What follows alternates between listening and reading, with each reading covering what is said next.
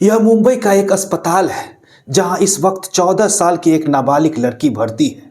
उस लड़की की हालात इतनी नाजुक है कि उसके इलाज और पूछताछ के लिए केवल लेडी डॉक्टरों को ही अनुमति दी गई है। अस्पताल की साफ सफाई से लेकर जांच पड़ताल तक हर जिम्मेदारी सिर्फ महिला पुलिस अधिकारियों और लेडी स्टाफ को सौंपी गई है। उस कमरे के अंदर प्रवेश का अधिकार केवल महिलाओं को ही है। वहां किसी भी पुरुष को जाने की इजाजत नहीं है। यहां तक कि पुरुष का नाम लेना भी सख्त मना है। दरअसल वह लड़की पुरुष शब्द से ही इस कदर डरी और सहमी हुई है कि जैसे ही किसी पुरुष का जिक्र होता है उसकी सांसें तेज तेज चलने लगती है। उसकी हालत देखकर ऐसा प्रतीत होता है जैसे वह किसी भी पल दम तोड़ देगी। दोस्तों, 11 सितंबर की शाम करीब 5 बजे वह लड़की मौत और जिंदगी के बीच संघर्ष कर रही थी। उसकी सांसें अब भी उसी तरह चल रही थी और उसे देखकर यही लगता था कि उसे दुआओं और प्रार्थनाओं की सख्त जरूरत है। वह लड़की दिल्ली की निर्भया कांड से किसी भी तरह कम नहीं है, बल्कि अगर कहा जाए कि उसके साथ जो भी दरिंदगी हुई वो निर्भया कांड से कम नहीं था, बल्कि उससे भी ज्यादा भयावह थी, तो शायद गलत नहीं होगा। आदाब, नमस्कार, सत श्री अकाल दोस्तों, मैं हरि सिंह आज आपको एक ऐसी सच्ची घटना सुनाने जा रहा हूं जो महाराष्ट्र के पुणे शहर से जुड़ी हुई है। पुणे शहर में बनवारी नाम का एक थाना क्षेत्र पड़ता है। इसी थाना क्षेत्र में रहने वाली एक 14 साल की लड़की इस कहानी का केंद्र है। उस लड़की के माता पिता किसी नर्सरी में काम करते थे, जहां वे पेड़ पौधों की देखभाल और उनकी देखरेख का काम करते थे। यह घटना 31 अगस्त की रात करीब 10 बजे की है। उस रात वह लड़की अपने दोस्त से मिलने के लिए पुणे रेलवे स्टेशन पहुंच जाती है। स्टेशन पर वह काफी देर तक उस लड़के का इंतजार करती रही, लेकिन रात के 10 बज जाने के बावजूद भी वह लड़का वहां नहीं पहुंचता है। समय बीतता जाता है और वह लड़की परेशान होने लगती है। इसी दौरान अचानक एक ऑटो चालक की नजर उस लड़की पर पड़ती है। लड़की को रोते और घबराए हुए देखकर ऑटो वाला उससे पूछता है कि क्या बात है, वह क्यों रो रही है, क्या उसे मदद की जरूरत है। उस वक्त लड़की को एक सहारे की सख्त जरूरत थी। उसने सोचा कि सामने खड़ा व्यक्ति शायद उसका मदद कर दे। लड़की उस ऑटो चालक को बताती है कि वह अपने घर वालों की मर्जी के खिलाफ आकर रेलवे स्टेशन पर उस लड़के का इंतजार की, लेकिन वो लड़का वहां नहीं पहुंचा जो उसका दोस्त था। लड़की ऑटो चालक को बताती है कि वह अपने घर वालों की मर्जी के बिना वह रेलवे स्टेशन पर अपने दोस्त से मिलने आई थी, लेकिन उसका दोस्त अब तक नहीं आया। इसी वजह से वह परेशान और डरी हुई है। इतना सुनने के बाद वह ऑटो चालक वहां से चला जाता है। लगभग 10 मिनट बीत जाने के बाद वो ऑटो चालक फिर से वहां पर वापस लौट आता है। वो लड़की से कहता है कि जिसका वह इंतजार कर रही थी वो लड़का बाहर खड़ा है, लेकिन शर्मिंदगी की वजह से वह लड़का स्टेशन के अंदर नहीं आ पा रहा है। वह अपने लेट हो जाने पर शर्मिंदा है, इसलिए उसने मुझे भेजा है। ऑटो चालक लड़की से कहता है कि वह उसके साथ चले और वह उसे उसके दोस्त से मिलवा देगा। लड़की काफी देर से रो रही थी, वह थकी हुई थी और उसके पास न तो पीने के लिए पानी था और ना ही आसपास कोई जान पहचान वाला ही था। तभी उस अनजान ऑटो चालक ने उसे पानी की एक बोतल दे दी। लड़की ने बिना किसी शक के उस बोतल से पानी पी लिया। दोनों साथ साथ उस स्टेशन से बाहर की ओर बढ़ने लगे। कुछ ही देर बाद लड़की को अचानक चक्कर आने लगा। उसकी आंखों के सामने अंधेरा छाने लगता है और वह वहां पर बेहोश होकर गिरने लगती है। उसी समय ऑटो चालक उसे संभाल लेता है और अपने ऑटो में बैठा देता है। उसके बाद वह ऑटो चालक उस लड़की को एक सुनसान इलाके की ओर ले जाता है।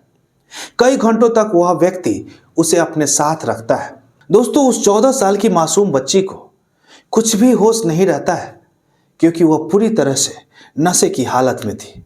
उसे पानी पिलाने के बहाने ऑटो वाले ने उसे नशीला पदार्थ पिला दिया था, जिसकी वजह से उसकी हालत और ज्यादा बिगड़ चुकी थी। उसके बाद जब 2 या 3 घंटे बीत जाते हैं तो वही ड्राइवर उसे एक लॉज में ले जाता है, जो एक छोटा सा होटल होता है। उस होटल में पहुंचते ही देखा जाता है कि वहां पहले से ही कुछ और युवक मौजूद थे, जैसे किसी इंतजार में बैठे हो। लड़की को एक कमरे के अंदर ले जाया जाता है। 31 अगस्त की रात लगभग 10 बजे से जो सिलसिला शुरू होता है वह आगे चलकर एक खौफनाक रूप ले लेता है। होटल में पहुंचने के बाद उस लड़की को अंदर कमरे में बंद कर दिया जाता है और उसके साथ अमानवीय व्यवहार किया जाता है, जिससे उसकी हालत और ज्यादा खराब हो जाती है। अब वह लड़की पूरी तरह से टूट चुकी थी, शर्म, डर और दर्द से परेशान थी और उसके साथ पहले ही बहुत कुछ गलत हो चुका था। धीरे धीरे जब उसे कुछ होश आता है तब तक उसके साथ कई लोग बारी बारी से दरिंदगी कर चुके होते। रात गुजर जाती है, सुबह हो जाती है और दिन भर वही सिलसिला चलता रहता है। एक के बाद एक लोग उस कमरे में आते रहते हैं और यह सिलसिला रुकने का नाम नहीं लेता। शाम हो जाती है, यानी उस कमरे के अंदर वह बच्ची लगभग 24 घंटे तक कैद रहती है और लगातार उस पर जुल्म किया जाता है। दोस्तों, वह भूख और प्यास से तड़पती रहती है। कई बार हाथ जोड़कर विनती करती है, गिड़गिड़ाती है, कुछ खाने को मांगती है, पानी मांगती है, लेकिन कोई भी उसकी गुहार सुनने को राजी नहीं था। उसकी चीखें कमरे से बाहर तक जाती है, लेकिन न जाने क्यों होटल मालिक और आसपास के लोग उन आवाजों को अनसुना कर देते। यह भी सामने आया कि उस बच्ची को बार बार इंजेक्शन दिए जा रहे थे ताकि वह ज्यादा शोर न मचा सके। इस बीच वह बार बार माफी मांगती रहे, रहम की भीख मांगती रहे, खुद को बचाने की गुहार लगाती रहे। उन कई लोगों में से एक व्यक्ति को शायद थोड़ी सी दया आ जाती है और वही व्यक्ति आखिरकार उसे वहां से निकालकर मुंबई के दादर रेलवे स्टेशन पर छोड़ देता है। इसके बाद बाकी आरोपी अलग अलग दिशा में फरार हो जाते हैं। उन्हें लगता है कि शायद वह लड़की अपने हाल पर छोड़ दी जाएगी। दादर रेलवे स्टेशन पर पहुंचने के बाद वहां मौजूद 2 सफाई कर्मी उस बच्ची की हालत देखते हैं, लेकिन मदद करने के बजाय वे सफाई कर्मी भी उसके साथ गलत हरकत करने लगते हैं। यानी जिनसे उसे मदद की उम्मीद थी वही लोग भी उनके साथ अन्याय कर बैठते हैं। इसके बाद वे सफाई कर्मचारी उसे अपने पास कुछ समय तक रखते हैं और फिर उसे एक ऐसी ट्रेन में बैठा देते हैं जो उत्तर दिशा की ओर जा रही होती है। सैकड़ों किलोमीटर का सफर तय करते करते वह बच्ची चंडीगढ़ पहुंच जाती है। ट्रेन के एक कोने में वह डरी सहमी चुपचाप बैठी रहती है। इस दौरान न जाने कितने लोग आते और जाते हैं, लेकिन किसी की नजर उस बेचारी लड़की पे नहीं पड़ती है। वह बहुत बड़ी तकलीफ से गुजर रही होती है, लेकिन उसकी हालत किसी को दिखाई नहीं देती। किसी ने यह जानने की भी कोशिश नहीं करते कि पिछले 48 घंटे में आखिर उसके साथ कितनी बार अमानवीय अत्याचार हुए। न जाने क्यों हर कोई उसे नजरअंदाज करता रहा। जैसे ही ट्रेन चंडीगढ़ स्टेशन पर जाकर रुकती है, वहां से गुजर रहा एक जीआरपी पुलिसकर्मी उस बच्ची को देखकर पल भर में समझ जाता है कि कुछ तो बहुत गलत हुआ है। वह उसके पास जाकर बेहद नरमी से कहता है कि तुम परेशान लग रही हो, क्या मैं तुम्हारी कोई मदद कर सकता हूं? मगर वह लड़की पुरुष शब्द सुनते ही बुरी तरह से घबरा जाती थी, क्योंकि जो कुछ उसके साथ हुआ था उसके बाद उसे हर पुरुष से डर लगने लगा था। वर्दी में खड़ा हुआ पुलिसकर्मी भी उसे किसी और खतरे जैसा ही लग रहा था। उसे बार बार यही डर सताए जा रहा था कि कहीं यह भी उसे किसी और मुसीबत में तो नहीं डाल देगा। ट्रेन का आखिरी स्टेशन चंडीगढ़ था, इसलिए वह लड़की वहीं उतर जाती है और रेलवे स्टेशन के एक कोने में सहमी हुई डरी हुई बैठ जाती है। लेकिन वह जीआरपी पुलिसकर्मी वास्तव में एक संवेदनशील और जिम्मेदार इंसान था। उसने तुरंत स्थिति को समझते हुए चाइल्ड वेलफेयर कमेटी यानी CWC से संपर्क किया। कुछ ही समय में वहां से एक महिला अधिकारी मौके पर पहुंचती है। सबसे पहले वह लड़की को खाना खिलाती है, पानी देती है और अपने पास बिठाकर घंटों तक उसे समझाती और दुलारती है और भरोसा दिलाती रहती है। एक माँ की तरह उस महिला अधिकारी ने बहुत ही कम समय में उस बच्ची का दिल जीत लिया। जब लड़की को भरोसा हो जाता है कि अब वह सुरक्षित है, तब वह अपनी आप बीती सुनाती है। घर से निकलने के बाद से लेकर चंडीगढ़ पहुंचने तक की पूरी कहानी, एक एक घटना, एक एक पल वह कैसे बिताती है, ये सारी बात वहां पर उसे बता देती है। यह सब सुनकर उस महिला अधिकारी की आंखों से आंसू रुक नहीं पाते। वहीं मौजूद पुलिसकर्मी की भी हालत अलग नहीं थी, वह भी भावुक हो जाता है। सच कहे तो किसी भी बेटी या बहन के साथ अगर इतनी भयावह घटना घटे तो इंसान के पास आंसुओं के सिवा कुछ नहीं बचता। दिल से सिर्फ उन दरिंदों के लिए बद्दुआएं और कानून से सख्त से सख्त सजा की मांग ही निकलती है। उधर जब यह लड़की अचानक अपने घर से गायब हो जाती है तो उसके माता पिता, जो ज्यादा पढ़े लिखे नहीं थे, बेहद परेशान हो जाते हैं।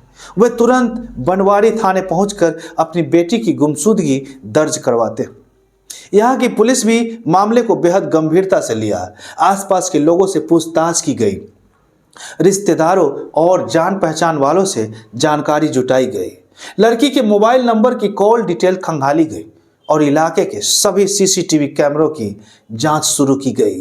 शुरुआत में कोई ठोस सुराग नहीं मिल रहा था, लेकिन पुलिस ने धैर्य और शालीनता के साथ जांच जारी रखी।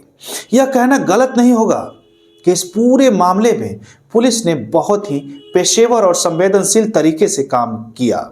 जैसे ही चंडीगढ़ पुलिस से संपर्क स्थापित होता है, दोनों राज्यों की पुलिस आपस में तालमेल बनाती है। इसके बाद उस बच्ची को हवाई जहाज के जरिए मुंबई लाया जाता है।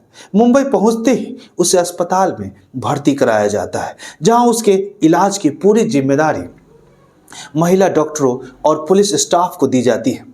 अस्पताल का पूरा स्टाफ उसकी देखभाल में लगा रहता है ताकि उसे किसी भी तरह का डर या असहजता महसूस ना हो, क्योंकि वह अभी भी पुरुषों के नाम से डर जाती थी। इसके बाद पुलिस ने मामले की गहन जांच शुरू की। दोस्तों, 100 से ज्यादा सीसीटीवी कैमरों की फुटेज खंगाली गई। आखिरकार पुणे रेलवे स्टेशन पर एक ऑटो दिखाई देता है जिसमें वह लड़की बैठी हुई नजर आती है। उसी ऑटो का नंबर कैमरे में कैद हो जाता है। पुलिस उस ऑटो चालक तक पहुंचती है जिसकी उम्र लगभग 30 साल की थी और उसे गिरफ्तार कर लिया जाता है। पूछताछ के बाद एक एक कर बाकी आरोपियों की भी पहचान हो जाती है। जिन लोगों के बारे में लड़की ने अपने बयान में बताया था, उन सभी को पुलिस पकड़ लेती है। दादर रेलवे स्टेशन से जुड़े दोनों सफाई कर्मियों को भी पहचान की जाती है और उन्हें भी हिरासत में लिया जाता है। फिलहाल इस पूरे मामले में पुलिस अब तक 16 आरोपियों को गिरफ्तार कर चुकी है, जो इस जघन्य अपराध से सीधे तौर पर जुड़े हुए हैं।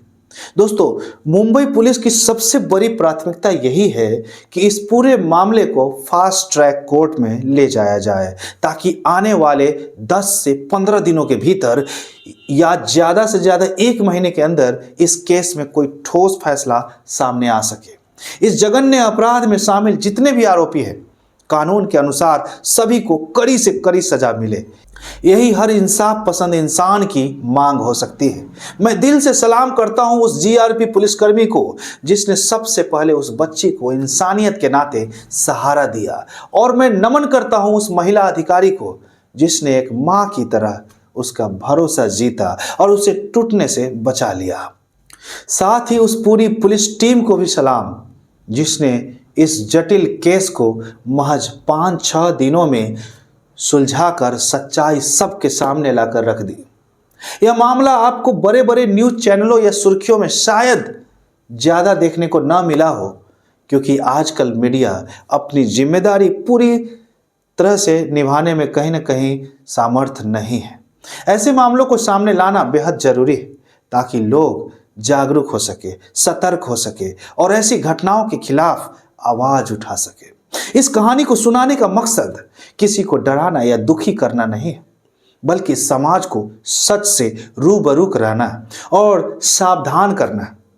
आप जहां भी हो, खुद का और अपनों का ख्याल जरूर रखें, सुरक्षित रहें और लगातार क्राइम रिकॉर्ड चैनल पे बने रहने के लिए वीडियो को लाइक करें और चैनल को सब्सक्राइब करके बेल आइकन जरूर दबा लें। वीडियो को आखिर तक देखने के लिए आप सभी लोगों को बहुत बहुत धन्यवाद। जय हिंद, जय भारत।